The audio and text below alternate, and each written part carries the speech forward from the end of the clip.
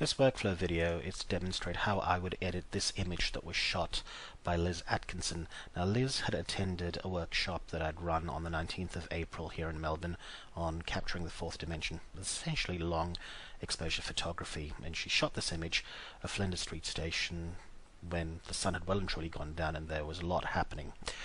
Liz's key concerns were that the facade of Flinders Street Station was blown out, and after having a conversation with me on Google+, I volunteered to show her how I'd go about editing this image. So, starting from the raw file that she provided me, I'm going to go ahead and open this in Adobe Camera Raw. Now, there are a couple of things that I do notice. Flinders Street Station is slightly off the horizontal. There's a little bit of perspective distortion. You can see that the Arts Centre spire is leaning in, and this is definitely blown out. So we're going to deal with each of these issues. So we'll start off with lens corrections. I'm going to go ahead and enable the lens corrections. Hasn't been able to find what the lens is, so let's see. She was shooting with a Nikon, and there we go. It's picked the lens out fairly well. Right, next, moving on, we're going to go and remove any chromatic aberrations, and that ought to find all the details automatically. And then we're going to use the basic adjustments. The first order of business is to find a white balance that works best for this image. Now, you can go and try each and every one, and this is subjective. Depends on what your tastes go. Now, I've looked through all these white balances, and I've decided I'm going to go with fluorescent. It gives it a little bit of punch, but it doesn't make it look too cold. Now, we've got this part of the image that's really blown out, so we know for a fact that there's a lot of excess exposure and there are way too many highlights, so we're going to fix all that. So let's start off with the highlights. We're going to take the highlights and crank them, well, if we crank them all the way back, we see that we're losing a lot of detail.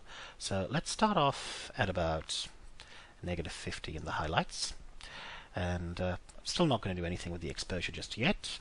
I'm going to play with the white and black points. So I'm going to hold down the Alt key, grab the slider on the whites, and I'm going to start pulling it back until I get just a few areas which are highlighted, and that's going to be my white point, which is -92. So this image was well and truly overexposed, but that's not a big deal. Likewise, we're going to do a black point adjustment. So once again, we're going to hold down the Alt key, and we're going to drag the black slider up, and doesn't look like there's a whole lot of change happening, so we're going to go backwards and see at what point we start getting as much white as possible. And, well, it's coming up pretty much at 0, so the white point looks like it's alright. So we don't have to play too much with the white point. Now let's look at what we can do with the shadows, because we've pulled back all the highlights. If we look at the shadows and we crank it up, it's going to brighten the image an awful lot, which we probably don't want to do. Let's pull it back. And once again, not too far, about -10. That's about right. Next up, we've got to make sure that the image is horizontal, so we're going to use the straightening tool. Now, I'm going to start from the crest of Flinders Street Station, and I'm just going to pull this downwards. And I want to make sure that that line is parallel to the vertical areas in the arch, and that looks about right. So you can see that that image was slightly off the horizontal. Now let's fix that. We're going to just crank up the vibrance just a little bit, not much, 10, and the saturation just by 10. We're going to go over to the Detail tab and crank up the sharpness to 100. Now this is going to make the edges look nice and crisp. We still haven't been able to resolve these areas being blown out. So next order of business is to apply a couple of gradients. So start off with the gradient tool, click on that over there, and I'm going to start with a gradient running from the top to the bottom. So I'm going to click, hold down Shift, click, and drag downwards. And I'm gonna let it go all the way down. So my gradient settings over here, I've decided that let's first reset everything. So I'm just going to go ahead, double click everything, and reset all the settings over here. So what I've decided I'm going to do is that I need to pull back on the highlights over here. So I'm going to pull the highlights back a little bit more. The exposure, that's the tricky bit. So let's go ahead and pull the exposure back a little bit. Nah, not too much. Probably keep the exposure at -25. Now let's see what we can do with the shadows. If I was to go ahead and crank up the shadows, makes that part look a little bit too washed out. Let's pull it back. Let's go to about -8, 10, -10. It's brought out some balance. That's made everything look a little too dark. So let's see if we crank it up a little bit. That's too far. We'll leave it at 0.25. Now we're not going to mess with any sharpness or noise reduction, and we're not going to do too much with the temperature. We technically could. We could pull this back, and that would put a bit of a blue tinge onto Flinders Street Station, but we don't necessarily want to do that, so I'm just going to leave that as it is. So that's our first graduated filter, going from the top to the bottom, and all we've done is that we've pulled back on the highlights. We're going to add a new one, so click on New, then once again grabbing the gradient tool, and this is a little bit tricky. It's probably ought to take that first and just move it up a little bit. Get the second one, click, and drag upwards. And what we're going to do over here is we're going to once again pull back on the exposure, so give it a -0.67 just to make that part look a little bit darker. Keep the highlights normal, keep the shadows. Let's see if we can crank the shadows up a little bit. We don't want to do that, and we don't want to go too far back. We'll keep the shadows at -10. What happens if we pull the highlights back? It gives it a little bit more definition. Probably -50 is just about right. We've got two graduated filters, one from the top to the bottom, the other one from the bottom to the top. It's brought a little bit more definition in. We still have that facade that's blown out. Now to fix that, we're going to have to use the adjustment brush. So I'm going to take that, and you'll see that the brush has got two borders, one that's dotted and the other one that's solid. Now they show the edge of the brush, and I can increase or decrease the size using the square brackets. But the dotted area is what encloses the soft edge of the brush. The solid area encloses the hard edge of the brush. So we're going to use this particular brush. I'm going to use it for something that's about that's too small, probably about yay big. And you'll notice that I've got the exposure set to -0.67. I'm going to pull the highlights all the way back. I'm going to keep the shadows 0. With those settings, I'm going to go ahead and just paint over this area that I need to fix. And you'll see that that automatically reduces the overexposure on that area. Now we might need to do some more work on this, but this is a good start. So let's just paint over this area. And once you're done, just let go of the mouse. You'll see that there's a little pin that shows up. If you mouse over, you'll see that that's the area that's been painted over on. Now this is when we can actually decide to play with the different settings. So let's take a look, starting off with the highlights, and see how much of an impact that's going to make. And you'll see that when we get to -30, there's still an impact. -55, there's an impact. But beyond -55, there's not much happening. So we'll just leave it at, we'll go -60 just to be on the safe side. Let's see what we can do with exposure. If we let it be normal, it's still blown out. Let's try -0.33.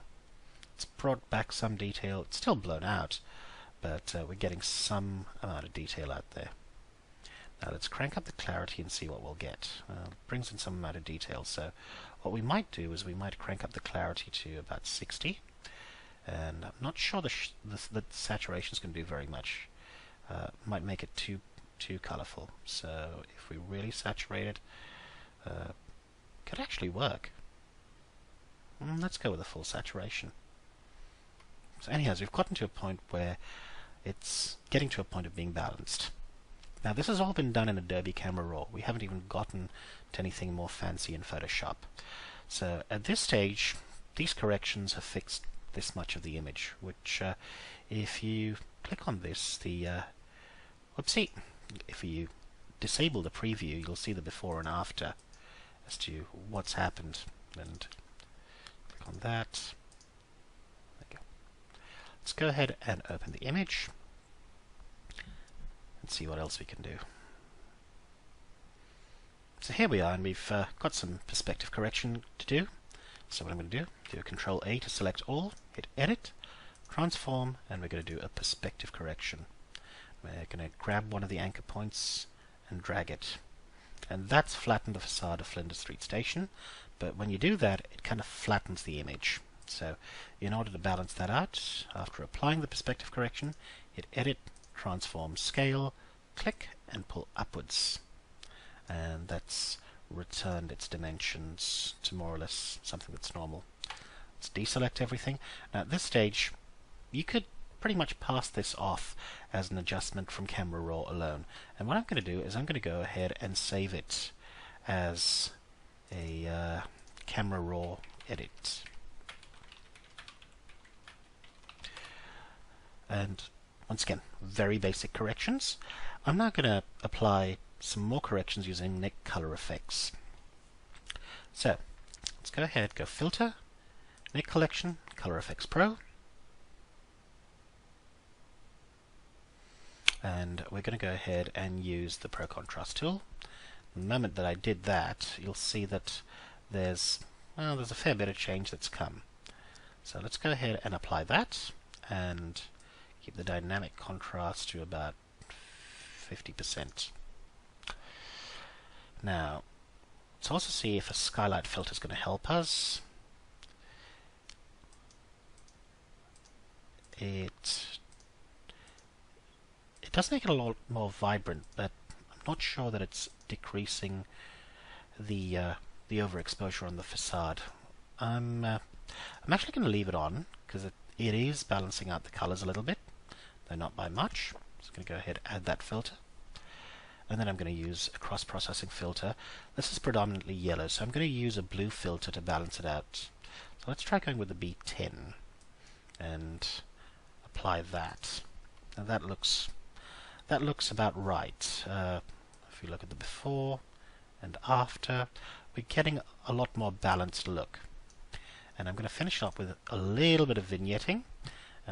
Negative 50% is an awful lot, so I might just set it at negative 15 or maybe negative 10. I'm going to go with negative 10 and add that filter. Let's go ahead and hit OK.